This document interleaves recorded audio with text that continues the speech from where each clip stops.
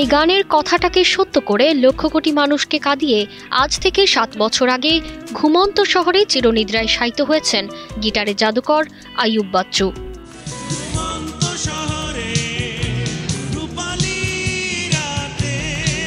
4 দশকেরও বেশি সময় ধরে তিনি নিজেকে বিলীন করে দিয়েছিলেন সুর ও সঙ্গীতে। তার রূপালী গিটারে বোধ হয়নি এমন শ্রোতা মেলা ভার।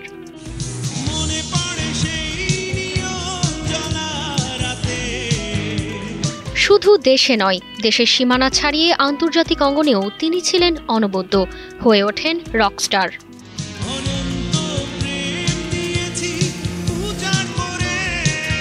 অনেক ভালো লাগা, অভিমান আর অনুযোগ। তার প্রয়াণ দিবসে স্মৃতির ঝাঁপি খুলে বসেন তার সহধর্মিণী ফেরদৌস আক্তার চন্দনা। তখনও যে তরুণ তখনও সেই তরুণ। আসলে প্রেমের গল্প তো আর এখানে বলার এখন কিছু নাই, সামনে শোকের সময়টা। প্রেমকালীন গল্পটা কিছুটা ওই নিজের জন্য নিজেরটা রেখে থাকতে ওই স্মৃতিচারণ নিজেই করি, ওটা ওপেনলি বলার কিছু নাই। তবে তখনের যে মানুষটা ছিল হয়তো সময়ের সাথে সাথে তো কিছুটা তার চেঞ্জ হয়েছে, কিন্তু মনটা তো আর তার চলে যায়নি। টানা তৃতীয়বার অর্জন করেছে দেশের সেরা সুপার ব্র্যান্ড স্বীকৃতি বসুন্ধরা টিস্যু।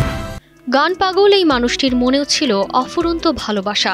সহধর্মিণীর রাগ ভাঙাতেই তিনি লিখেছিলেন একাধিক গান, যে গানগুলো এখনো স্বপ্ন দেখায় কোটি তরুণকে। ফিজিক্যালি আইয়ুব বাচ্চু হয়তো কখনো আর স্টেজে দাঁড়াতে পারবে না, স্টেজে তার ভক্ত শ্রোতাদের গান গিয়ে শোনাতে পারবে না, বাট উনি তো অগণিত গান করে গেছেন। অগণিত মানে সেটার কোনো নেই।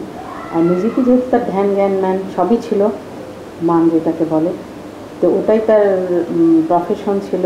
সেজন্য সে অনেক আনরিলিজ সং করে গেছেন, অনেক কিছু টিউনও করে গেছেন, যেটা জাস্ট খালি লেখা আছে, জাস্ট হারমোনাইজ করা আছে। আইয়ুব বাচ্চুর অসংখ্য গান আর তার রেখে যাওয়া গিটার সবকিছু সংরক্ষণের জন্য নির্মিত হয়েছে আইয়ুব বাচ্চু ফাউন্ডেশন, এমনটাই জানান এলআরবি ব্যান্ডের সদস্য মাসুদ। কেউ যদি আইয়ুব বাচ্চু ফাউন্ডেশনের মিশন ভিশন, আমাদের লক্ষ্য গোল জানতে চায়, ওখানে গেলে জানতে পারবে আমরা কি করতে চাচ্ছি, আমরা না থাকলে এটা কীভাবে চলবে, সবই ওখানে আছে। এবং ওখানে ভলেন্টিয়ার হতে গেলে ভলেন্টিয়ার কীভাবে হতে হয় সেটা দেওয়া আছে। কেউ যদি ডোনেট করে যে আমরা ফাউন্ডেশনকে এগিয়ে নিয়ে যেতে চাই, সেটার জন্য অপশন আছে ওখানে। আইয়ুব বাচ্চুর মৃত্যু নয়, বরং তার সুরের আমেজ রয়ে যাবে প্রজন্ম থেকে প্রজন্ম। তার শেখানো কথাই যেন আজও কানে বাজে, চলো বদলে যাই।